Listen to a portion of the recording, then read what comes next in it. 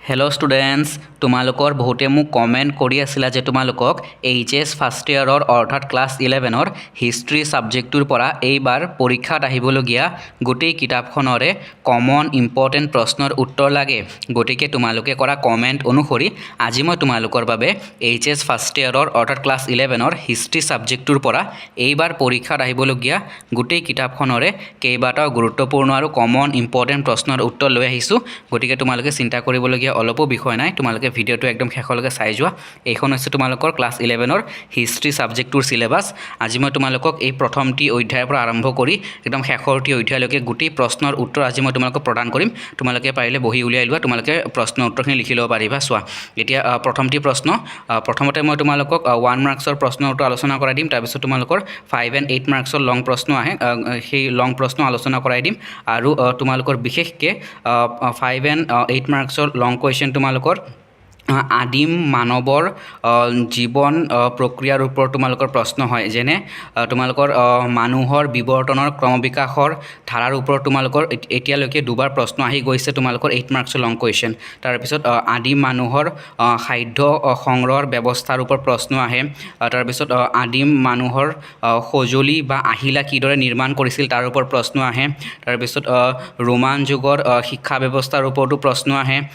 Roman যুগৰ দাসত্য প্ৰথা কেনে আছিল সেই সম্পৰ্কীয় প্ৰশ্ন আহে। মেছ'পটেমিয়াৰ সভ্যতাৰ সমাজ ব্যৱস্থাৰ ওপৰতো লং প্ৰশ্ন হয়। তাৰপিছত আজটেক সভ্যতা আৰু পেৰুৰ ইনকা সভ্যতাৰ ওপৰত তোমালোকৰ পৰীক্ষাত প্ৰশ্ন থাকিবই, 5 মাৰ্কছৰ বা 8 মাৰ্কছৰ লং প্ৰশ্ন। গতিকে ভিডিঅ'টো শেষলৈকে চাই যোৱা, মই সকলো প্ৰশ্নৰ উত্তৰ তোমালোকক আলোচনা কৰাই দিম। এতিয়া প্ৰথম প্ৰশ্ন, 1 মাৰ্কছৰ প্ৰশ্ন, হোমো চেপিয়েন্স শব্দৰ অৰ্থ কি? উত্তৰ চোৱা, প্ৰথম প্ৰশ্ন, হোমো চেপিয়েন্স শব্দৰ অৰ্থ কি? উত্তৰ জ্ঞানী বা চিন্তাক্ষম পুৰুষ। পৰৱৰ্তী প্ৰশ্ন, ইনান্না কোন আছিল? মেছ'পটেমিয়া জনসাধাৰণৰ প্ৰেমৰ দেৱী আছিল ইনান্না। পৰৱৰ্তী প্ৰশ্ন, ৰাজতৰংগিনীৰ লেখক কোন? উত্তৰ কলহন ৰাজতৰংগিনীৰ লেখক। পৰৱৰ্তী প্ৰশ্ন হৈছে যে প্ৰাইমেটসকল কোনটো উপগোটৰ অন্তৰ্ভুক্ত? উত্তৰ হৈছে যে বৃহত্তৰ স্তন্যপায়ী প্ৰাণীৰ স্তন্যপ্ৰাণীৰ শ্ৰেণীৰ বা উপগোটৰ অন্তৰ্ভুক্ত। আৰু তোমালোকৰ এই প্ৰশ্নটো পৌৰাণিক প্ৰশ্ন কাকতো আহি গৈছে যে প্ৰাইমেটসকল কোন আছিল, বা এই ধৰণৰ আহিব পাৰে যে প্ৰাইমেটসকল কোনটো উপগোটৰ অন্তৰ্ভুক্ত। তোমালোকে লিখিবা উত্তৰ যে বৃহত্তৰ স্তন্যপায়ী প্ৰাণী বা স্তন্যপ্ৰাণীৰ শ্ৰেণীৰ বা উপগোটৰ অন্তৰ্ভুক্ত। পৰৱৰ্তী প্ৰশ্ন, পিথেকছ শব্দৰ অৰ্থ লিখা। চোৱা উত্তৰ হৈছে যে নেঙুৰবিহীন বান্দৰ। মনত ৰাখিবা, তোমালোকৰ এইটো 1 মাৰ্কছৰ প্ৰশ্ন হিচাপে পুৰণি প্ৰশ্ন কাকতত আহি গৈছে, ইম্পৰ্টেণ্ট প্ৰশ্ন হয়। পৰৱৰ্তী প্ৰশ্ন, যে কোনে প্ৰথমে শিলৰ অস্ত্ৰ তৈয়াৰ কৰিছিল? উত্তৰ যে অষ্টাল পিথেকাছসকলে শিলৰ অস্ত্ৰ তৈয়াৰ কৰিছিল। পৰৱৰ্তী প্ৰশ্ন, যে প্ৰাচীন ভাৰত ভ্ৰমণ কৰা এজন চীনা পৰিব্ৰাজকৰ নাম লিখা। উত্তৰ হৈছে হিউৱেন চাং আছিল চীনা পৰিব্ৰাজক। পৰৱৰ্তী প্ৰশ্ন, টেচিটাছ কোন আছিল? উত্তৰ প্ৰখ্যাত ৰোমান বুৰঞ্জীবিদ আৰু ইতিহাসবিদ আছিল। মনত ৰাখিবা, ইম্পৰ্টেণ্ট প্ৰশ্ন হয় যে টেচিটাছ কোন আছিল? প্ৰখ্যাত ৰোমান বুৰঞ্জীবিদ আৰু ইতিহাসবিদ। পৰৱৰ্তী প্ৰশ্ন, আব্বাছিছ বিদ্ৰোহ ক'ত আৰম্ভ হৈছিল? উত্তৰ খোৰচানত আৰম্ভ হৈছিল। পৰৱৰ্তী প্ৰশ্ন, যে মকামত কি? উত্তৰ মকামত হ'ল এখন সাহিত্য বিষয়ক গ্ৰন্থ আৰু ইয়াৰ ৰচক বা প্ৰণেতা হ'ল হাৰিৰি হ'ল ইয়াৰ প্ৰণেতা বা ৰচক। পৰৱৰ্তী প্ৰশ্ন, কোনে প্ৰথমে আফ্ৰিকাৰ ভূগোল লিখিছিল? উত্তৰ টলেমিয়ে।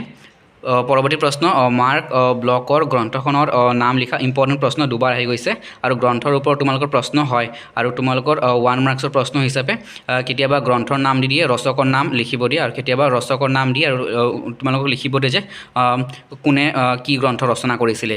আৰু এই প্ৰশ্ন দুবাৰ আহি গৈছে, ইম্পৰ্টেণ্ট প্ৰশ্ন। মাৰ্ক ব্লকৰ গ্ৰন্থখনৰ নাম কি? ফেডাৰেল ছ'চাইটিৰ হ'ল মাৰ্ক ব্লকৰ গ্ৰন্থ।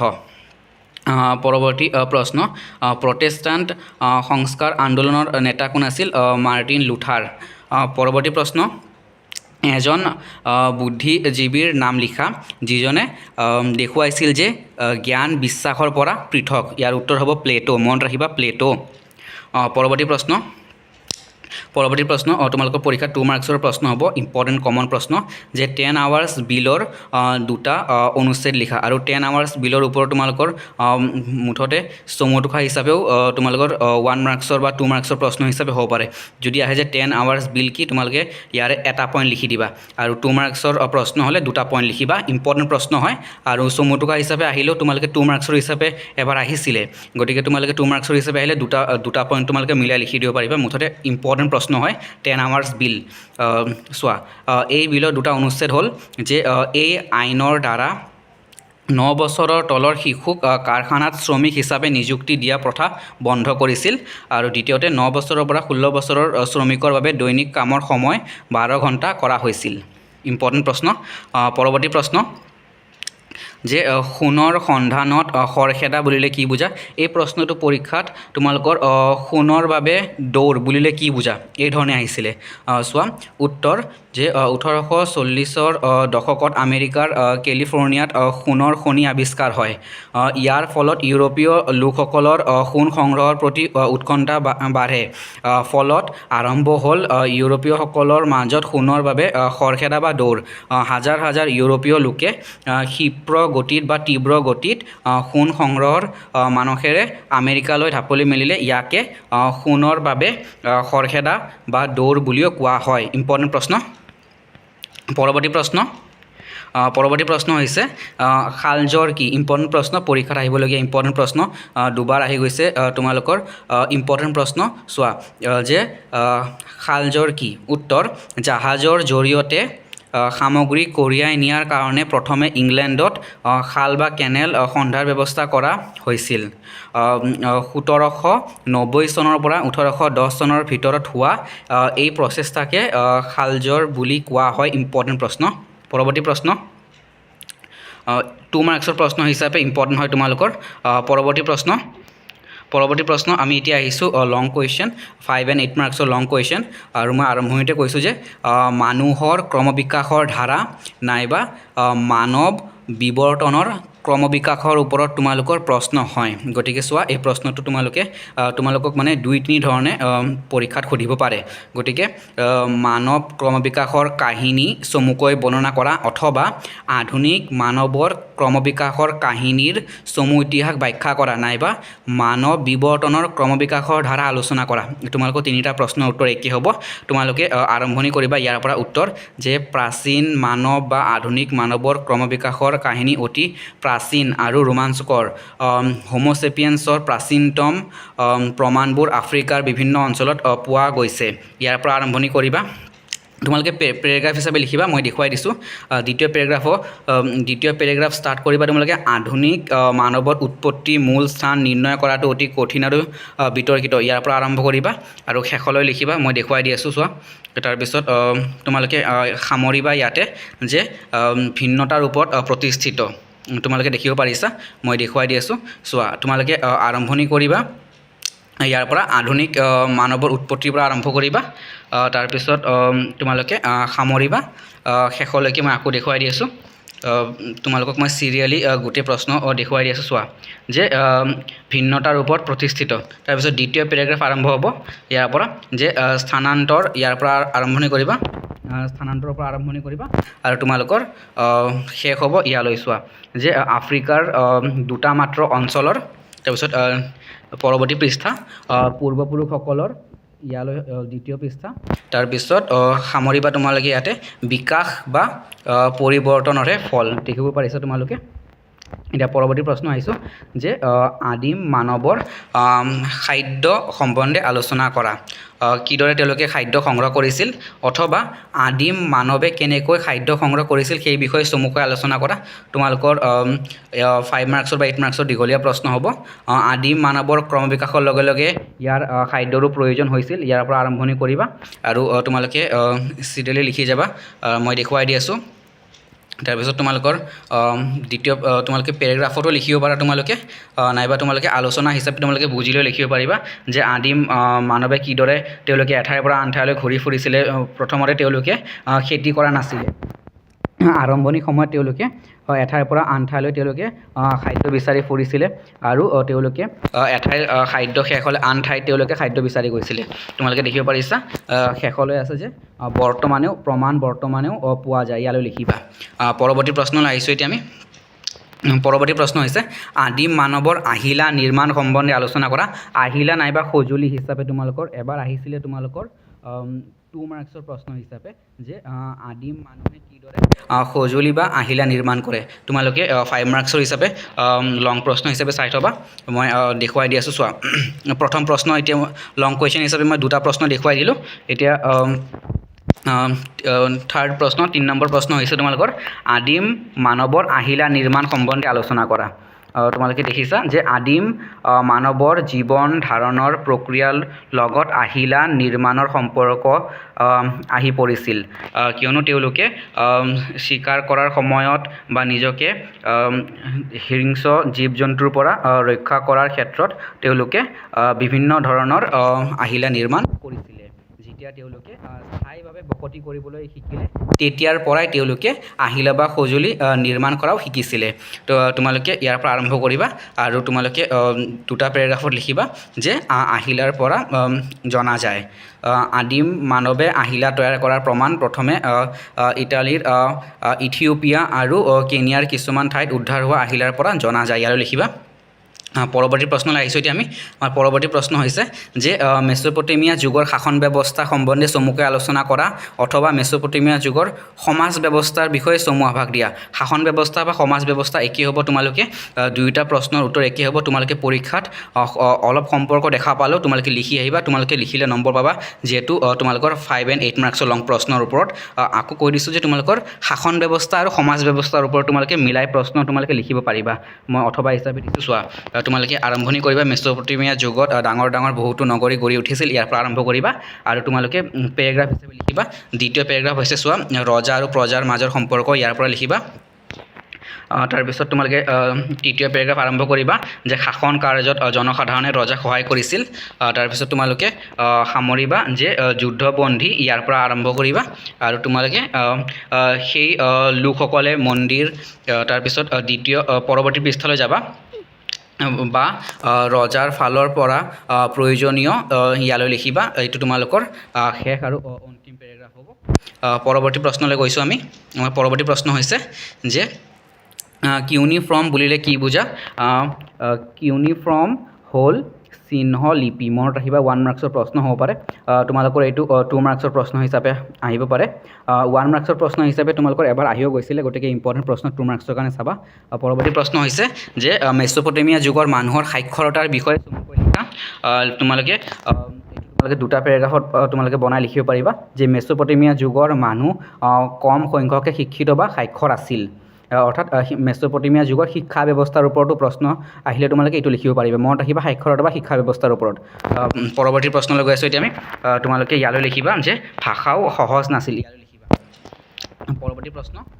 পৰৱৰ্তী প্ৰশ্ন হৈছে চোৱা পৰৱৰ্তী প্ৰশ্ন তোমালোকৰ মেচ'পটেমিয়া যুগৰে প্ৰশ্ন হয় তোমালোকৰ মেচ'পটেমিয়া যুগৰ অৰ্থাৎ মাৰি ৰাজ্যৰ বিষয়ে প্ৰশ্ন আহে মই আকৌ কৈ দিছোঁ যে মাৰি ৰাজ্য মানে তোমালোকৰ চমু টোকা আহিছিলে যে মাৰি নামৰ ৰাজ্যখনৰ ওপৰত আলোচনা কৰা মই তোমালোকক চমু টোকা হিচাপে দেখুৱাই দিছোঁ যে তোমালোকে যে মাৰি নামৰ ৰাজ্যখনৰ বিষয়ে যদি আহে তোমালোকে ইয়াৰ পৰা তোমালোকে লিখিব পাৰিবা যে প্ৰথমতে লিখিবা যে মাৰি নামৰ ৰাজ্যখনে মানে ব্যৱসায় বাণিজ্যত মানে উল্লেখযোগ্য ভূমিকা গ্ৰহণ কৰিছিলে ইয়াৰ পৰা আৰম্ভ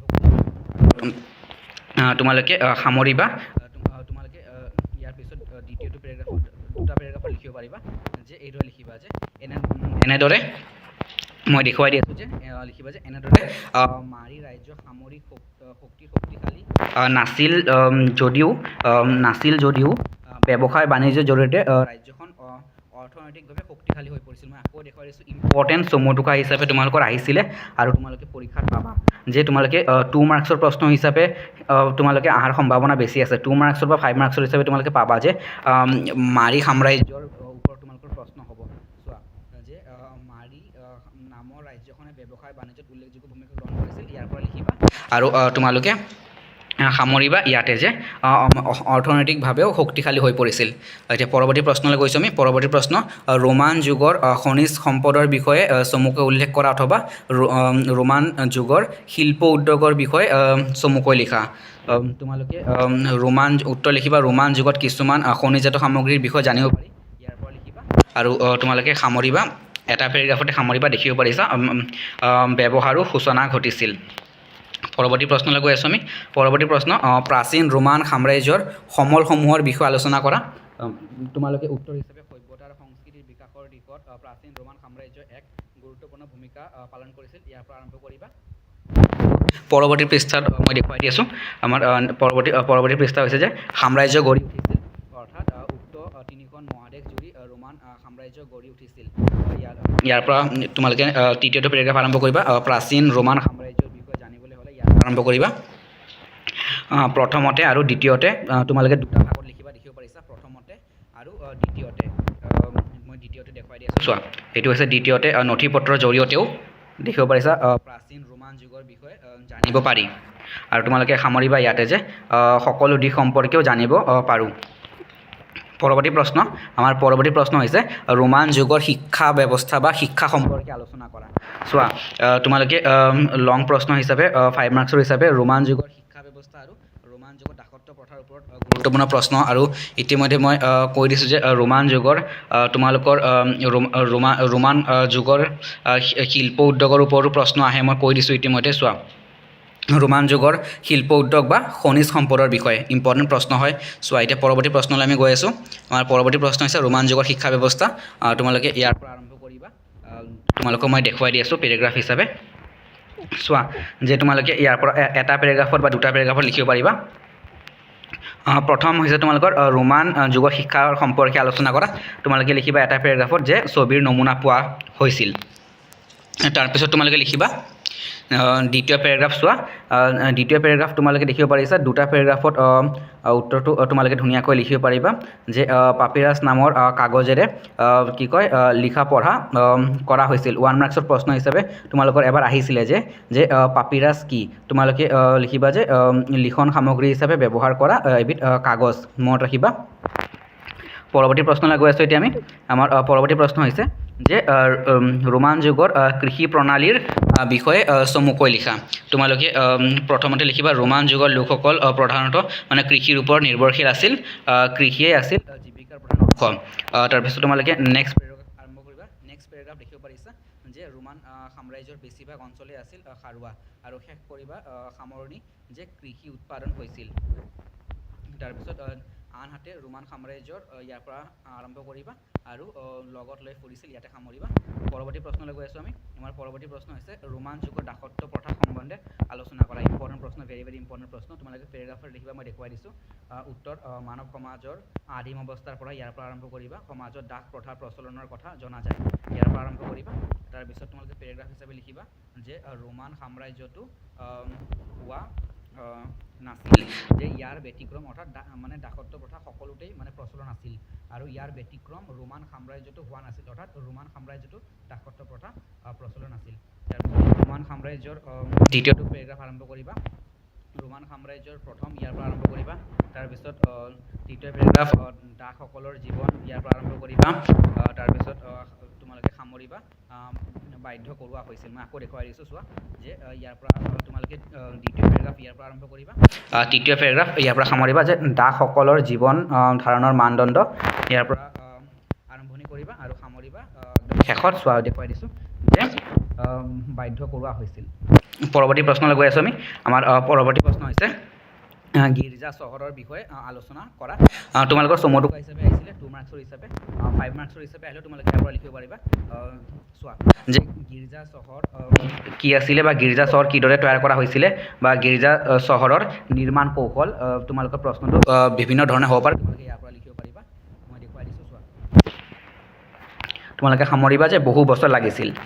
এতিয়া পৰৱৰ্তী প্ৰশ্নলৈ গৈ আছোঁ। আমাৰ পৰৱৰ্তী প্ৰশ্ন হৈছে আজটেক সভ্যতাৰ বিষয়ে চমুকৈ আলোচনা কৰা। চোৱা মই আৰম্ভণিতে কৈছিলোঁ যে আজটেক সভ্যতা আৰু পেৰুৰ ইনকা সভ্যতা এই দুটাৰ ওপৰত তোমালোকে এই দুটা সভ্যতাৰ ওপৰত প্ৰশ্ন তোমালোকে পাবাই পৰীক্ষাত চোৱা এতিয়া বৰ্তমান আমেৰিকা যুক্তৰাষ্ট্ৰৰ মধ্যযুগত আজটেক সভ্যতা গঢ়ি উঠিছিল ইয়াৰ পৰা আৰম্ভ কৰি তোমালোকে পেৰেগ্ৰাফ হিচাপে লিখিবা তাৰপিছত দ্বিতীয় পেৰেগ্ৰাফ হৈছে তোমালোকৰ চোৱা যে আজটেক সমাজ প্ৰধানতঃ দুটা ভাগত বিভক্ত অভিজাত শ্ৰেণী আৰু পুৰোহিত শ্ৰেণী 2 মাৰ্কছৰ প্ৰশ্ন ইয়াৰ পৰা হ'ব পাৰে তাৰপিছত মই আকৌ আৰম্ভণিৰ পৰা দেখুৱাই দিছোঁ চোৱা বৰ্তমান ইয়াৰ পৰা আৰম্ভণি কৰিবা বৰ্তমানৰ আমেৰিকা যুক্তৰাষ্ট্ৰত মধ্যযুগত আজটেক সভ্যতা গঢ়ি উঠিছিল ইয়াৰ পৰা আৰম্ভ কৰিবা তাৰপিছত তোমালোকে দ্বিতীয় পেৰেগ্ৰাফ হৈছে এইটো আজটেক সমাজ প্ৰধানতঃ দুটা ভাগত বিভক্ত তৃতীয় পেৰেগ্ৰাফ অভিজাতসকলৰ মাজৰ পৰা নেতা বাছি লৈছিল ইয়াৰ পৰা আৰম্ভ কৰিবা তাৰপিছত তোমালোকে তৃতীয় পেৰেগ্ৰাফ দেখিব পাৰিছা আজটেকসকলৰ মাটিৰ পৰিমাণ কম আছিল আজটেকসকলৰ মাটিৰ পৰিমাণ কম আছিল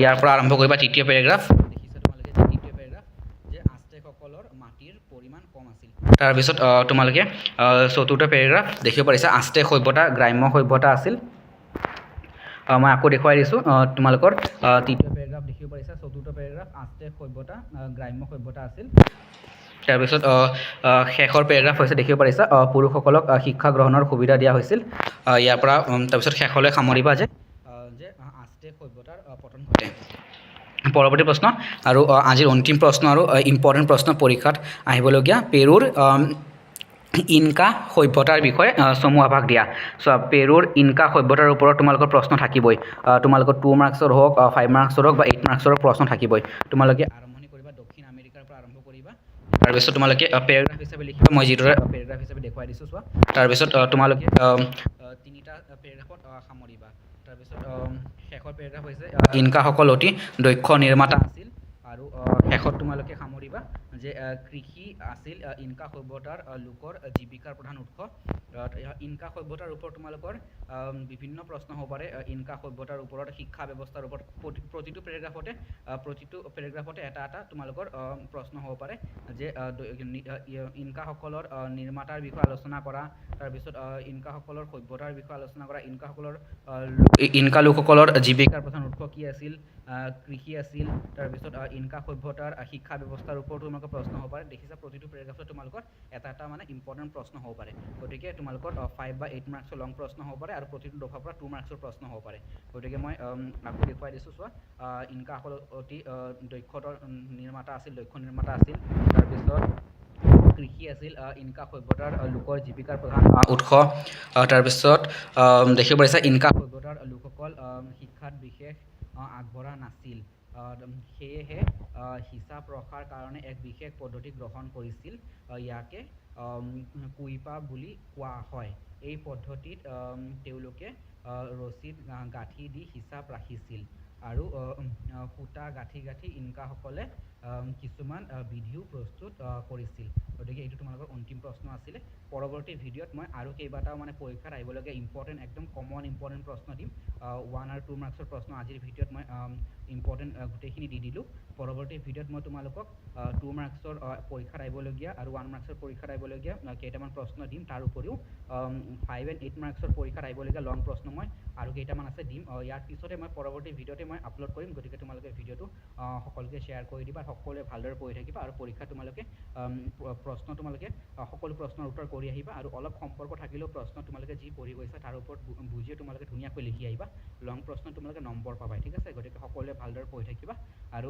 তোমালোকৰ কমেণ্ট অনুসৰি মই ইতিমধ্যে এডুকেশ্যনৰ ওপৰত ভিডিঅ' বনাইছোঁ মই এইটো ভিডিঅ'ৰ ডিছক্ৰিপশ্যনত এডুকেশ্যনৰ ভিডিঅ'ৰ লিংকবোৰ দি দিম এডুকেশ্যন আৰু অসমীয়াৰ ওপৰত মই এইবাৰ পৰীক্ষাত আহিবলগীয়া গোটেই কমন ইম্পৰ্টেণ্ট প্ৰশ্ন দিছোঁ এইবাৰ পৰীক্ষাত আহিবলগীয়া সেই ভিডিঅ'বোৰ তোমালোকে চাবা মই এইটো ভিডিঅ'ৰ ডিছক্ৰিপশ্যনত লিংকটো দি দিম ঠিক আছে এডুকেশ্যন আৰু অসমীয়াৰ ভিডিঅ'ৰ লিংকবোৰ মই দি দিম আৰু ইয়াৰ পিছতে মই পৰৱৰ্তী ভিডিঅ'তেই হিষ্ট্ৰী ছাবজেক্টটোৰ বাকী ভিডিঅ'বোৰ মই আপলোড কৰিম ইয়াৰ পিছত মই হিষ্ট্ৰী ছাবজেক্টৰ ইতিমধ্যে ক'লোঁ যে 1 আৰু 2 মাৰ্কছৰ কেইটামান ইম্পৰ্টেণ্ট প্ৰশ্ন দিম তাৰ লগতে পৰীক্ষাত আহিবলগীয়া 5 and 8 মাৰ্কছৰ একদম কমন ইম্পৰ্টেণ্ট প্ৰশ্ন মই তোমালোকক ভিডিঅ' বনাই আপলোড কৰিম সকলোৱে ভালদৰে পঢ়ি থাকিবা আৰু ভিডিঅ'টো চোৱাৰ কাৰণে সকলোকে যথেষ্ট ধন্যবাদ ভিডিঅ'টো আজি মই সামৰিছোঁ